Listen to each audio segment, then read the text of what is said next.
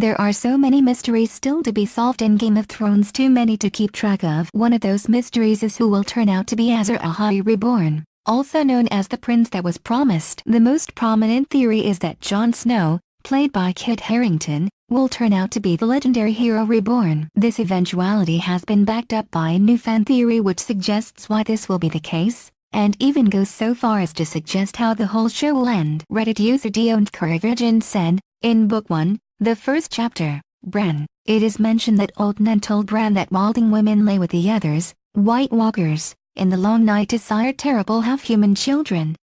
Hence, it is possible for mankind and White Walkers to be in a relationship. This perhaps somewhat supports theories surrounding Azor Ahai and Nissa. The user noted Azor Ahai had to sacrifice Nissa in order to create his sword, and that was when she subsequently became a White Walker. The user added, and that later, it was, in fact, Ahai who became the 13th Lord Commander of the Night's Watch, only to see Nissa in her new form, and due to his love became the Night King, and rule the wall with her at his side.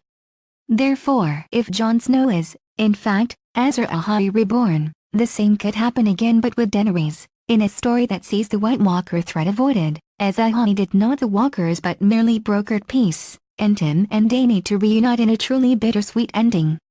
The user questioned whether they were making too much of the theory but did add that it was plausible. Martin-esque and quite George R.R. However, a fellow Game of Thrones fan suggested another Azor Ahai theory which seemed to excite a few people on the Reddit thread. What if this theory pans out but with Jaime Lannister as Ahai and Cersei Lannister as Nissa? Whippabooty54 suggested.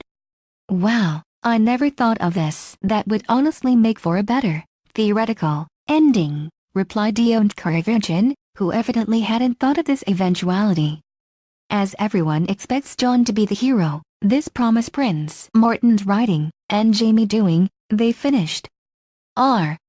It's definitely something I could see George R. As for the Night King, the size of his army of the dead may have been revealed in a script from Season 7 of the show. The script details that his army consists of 100,000 undead beings, which is a lot. However, there's also the fact that the Night King is able to reanimate people from the dead and have them join his army. This means that he has an endless supply of warriors, which would make fighting the Night King head-on a completely futile task, and one which could only end in defeat. We'll have to come up with a different way of defeating this incredibly dangerous threat.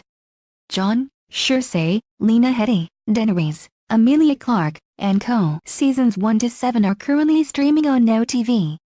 Game of Thrones Season 8 will return to HBO and Sky Atlantic in 2019.